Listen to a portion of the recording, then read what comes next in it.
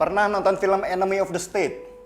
Film tahun 98 yang dibintangi Will Smith ini bercerita tentang bagaimana seandainya semua kehidupan pribadi kita dipantau oleh sebuah lembaga.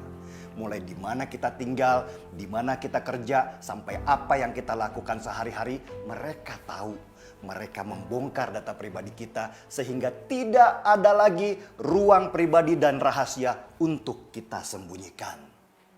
Dalam ruang yang berbeda, situasi saya sekarang mirip dengan film Enemy of the State itu. Tiba-tiba data pribadi saya dibongkar oleh sebuah akun yang selama ini berbeda pandangan dalam politik. Dia bisa tahu di mana rumah saya, siapa saja nama-nama keluarga saya, termasuk di mana anak saya sekolah dan apa akun media sosial mereka. Ketika dia berhasil membuka kunci ruang pribadi saya, dia lalu menyebarkannya ke publik lewat media sosial. Dan sejak itu, hari-hari keluarga saya pun berubah. Media sosial anak-anak saya dibanjiri makian oleh banyak orang yang selama ini membenci saya. Kehidupan pribadi mereka dibongkar dan diintimidasi di media sosial. Ruang pribadi saya pun menjadi terbuka, telanjang di depan publik tanpa bisa melawan. Anda bisa bayangkan bagaimana mental keluarga saya dalam menghadapi situasi itu. Mungkin kalau keluarga saya tidak kuat, mereka bisa gila. Dan meskipun mereka kuat, mereka pasti terpengaruh dengan intimidasi itu. Intimidasi itu belum selesai. Di mana keluarga saya tinggal pun dilacak. Alamat saya dibongkar dan mereka menggunakan Google Maps untuk memotret rumah saya dan mengirimkannya ke anak-anak sambil mengancam kalau mereka akan mendatangi rumah untuk membunuh anak-anak, membakar, bahkan ingin memenggal mereka karena dianggap sudah halal darahnya seperti papanya. Dan ini akan terus berlangsung selama mereka tahu di mana saya tinggal dan di mana anak-anak sekolah.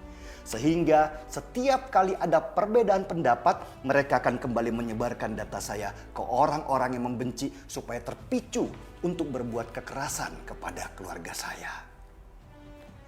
Bagaimana kalau Anda yang berada pada posisi seperti saya? Nyawa pasangan Anda, anak-anak Anda, sampai orang tua Anda terancam hanya karena ada orang-orang yang tidak suka kepada Anda. Ini bukan main-main karena berhubungan dengan nyawa orang-orang yang Anda sayangi dan tidak berdosa. Pertanyaannya, sepintar apakah akun yang membongkar data pribadi saya itu? Apakah dia memang hacker yang bisa membobol data dari sebuah perusahaan provider besar seperti Telkomsel itu? Tidak, dia tidak pintar. Dan dia bukan hacker.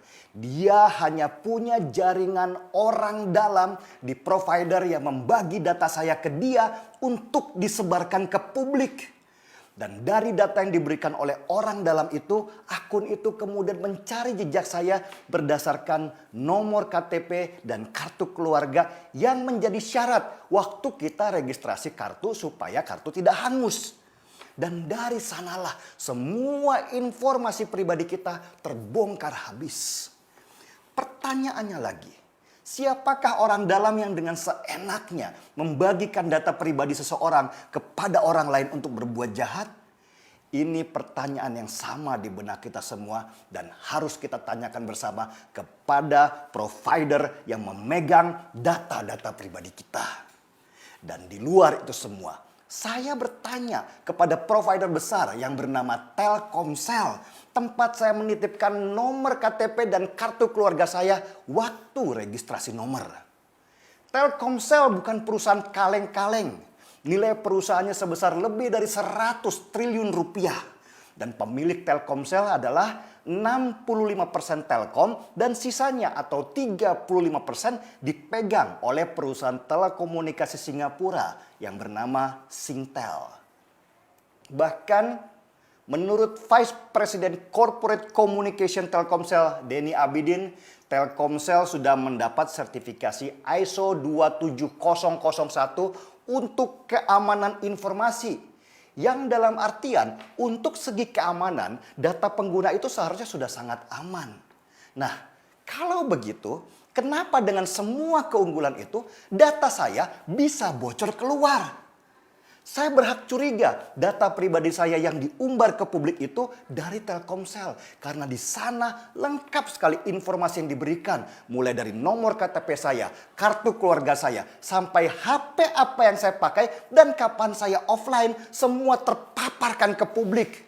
Data itu begitu lengkap sehingga tidak mungkin data itu didapat dari luar. Kecuali orang dalam Telkomsel sendiri yang membocorkan.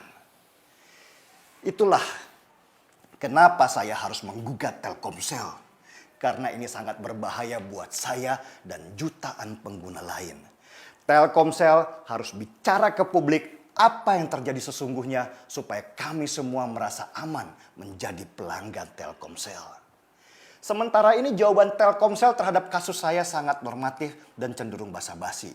Telkomsel malah seperti mengunggulkan keamanan sistemnya, padahal jelas-jelas saya korban dari kebocoran data mereka.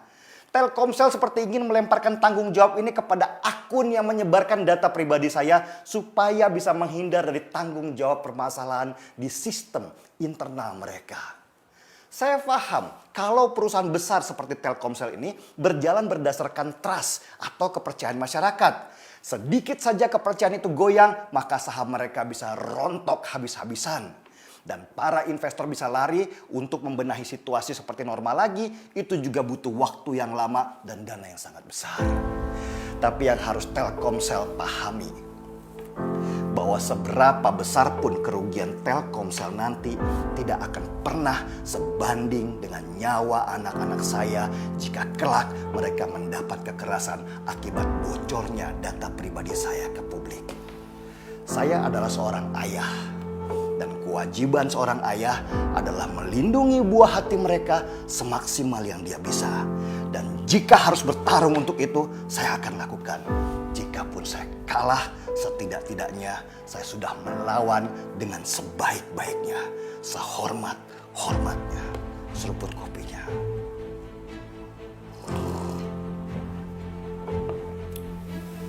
Saya Denny Siregar, kita di acara